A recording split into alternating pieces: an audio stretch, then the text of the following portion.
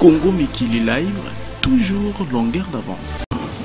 Face à ce tableau sombre qui vient d'être brossé, le rassemblement par ma voix exprime à l'accord du 31 décembre 2016 et à la suite de notre peuple, nous récusons toute solution en dehors de la mise en œuvre diligente et conforme de cet accord.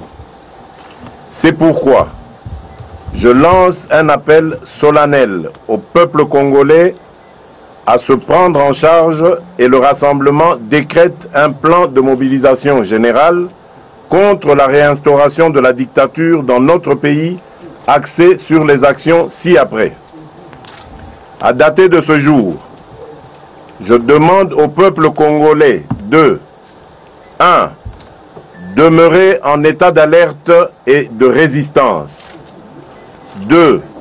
Contribuer à la réussite de la journée ville morte sur toute l'étendue du territoire national le lundi 3 avril 2017. 3. 2017. Et enfin 4. Participer massivement à la marche pacifique annoncée par l'UDPS pour la date du 10 avril. Notre manifestation publique pacifique pour revendiquer l'application de l'accord de la Saint-Sylvestre du 10 au 24 avril 2017. Je vous remercie.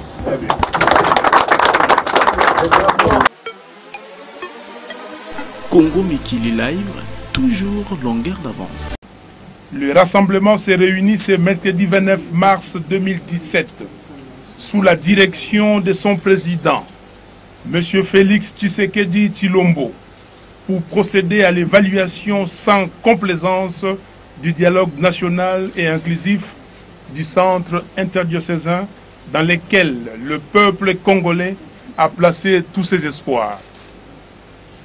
Le rassemblement exprime sa plus vive préoccupation face à la situation des chaos provoqués par la rupture, sans la signature de l'arrangement particulier ad hoc des discussions relatives aux modalités de mise en œuvre de l'accord politique global et inclusif du 31 décembre 2016.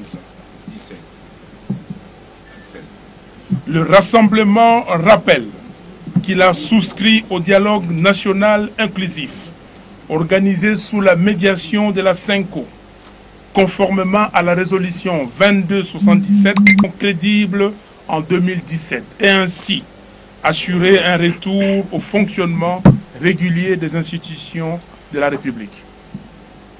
C'est dans ce cadre que le rassemblement a négocié l'accord du 31 décembre 2016, articulé principalement autour de la tenue des élections présidentielles, législatives et provinciales au plus tard le 31 décembre 2017.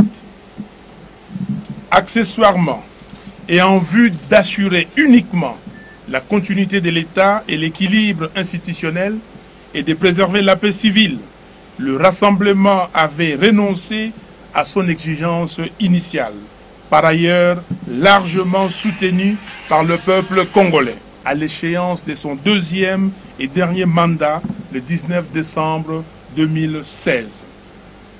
La contrepartie à cette concession faite à M. Joseph Kabila a été le droit reconnu au rassemblement de diriger le gouvernement de la République et de présenter à cet effet le Premier ministre à sa nomination, ainsi que le droit pour le rassemblement d'animer par le président de son conseil des sages le Conseil national de suivi de l'accord et du processus électoral. Il apparaît aujourd'hui que la bonne foi du rassemblement s'est butée à la mauvaise foi caractérisée de M. Kabila, qui ne veut pas quitter le pouvoir et par conséquent sabote toute initiative tendant à organiser les élections crédibles pour une alternance démocratique en RDC.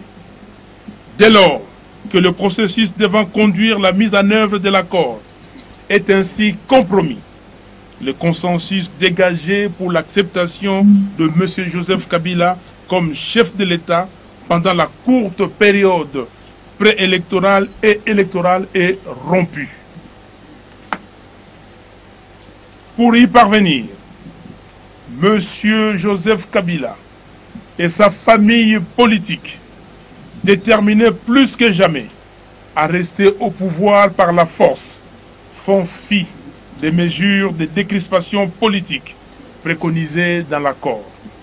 Ils orchestrent l'insécurité sur toute l'étendue du pays.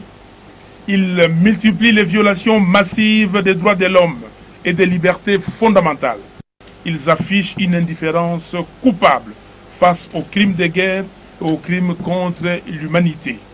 Crimes perpétrés ouvertement, de manière systématique et générale, dans le cadre des opérations militaires contre les populations civiles au Kasaï. Bien plus, il se distingue par un cynisme criminel et une arrogance que rien ne peut justifier face à la paupérisation accélérée de nos concitoyens. Le tout dans le but d'empêcher la tenue des élections. De tout ce qui précède, les rassemblements tirent la conclusion que M. Joseph Kabila ne veut ni de l'accord du 31 décembre 2016, ni d'une issue pacifique à cette crise. Il n'a renoncé ni à son projet de rester indéfiniment au pouvoir, ni à celui d'organiser à cet effet un référendum constitutionnel. Le rassemblement rappelle à l'opinion nationale et internationale qu'en bloquant délibérément le processus électoral et en désacralisant les institutions républicaines, réduites en simple instrument de conservation du pouvoir, M.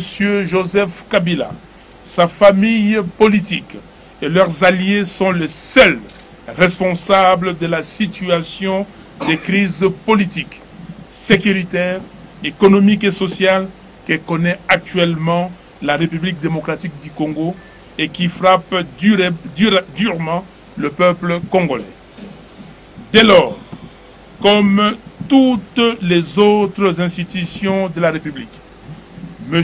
Kabila est dépourvu de toute légitimité. Il ne peut par conséquent s'ériger en arbitre d'une crise qu'il a intentionnellement créée. M. Joseph Kabila est l'incarnation de la crise. Il ne peut en aucun cas en être la solution. N'est-il donc pas aujourd'hui le problème congolais? Je vous remercie.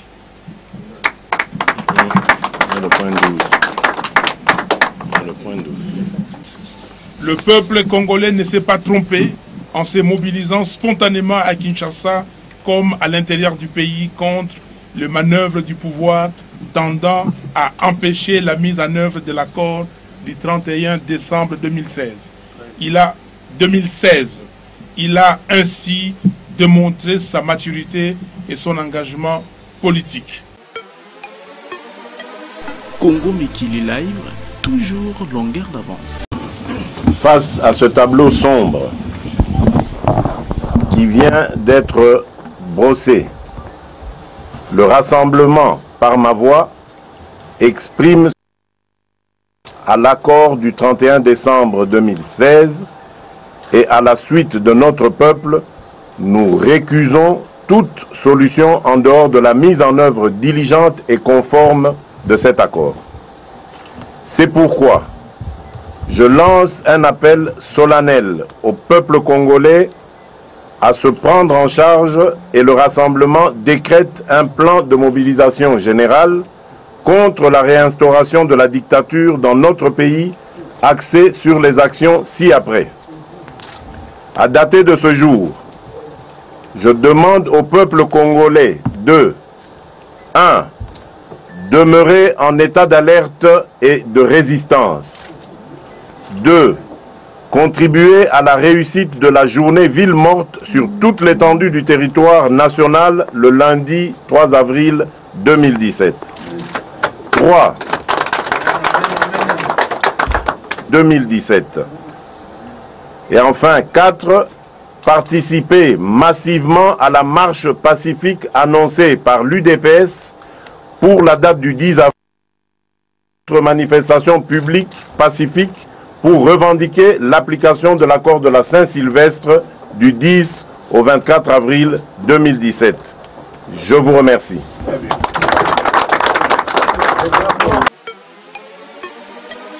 Congo Mikili Live, toujours longueur d'avance.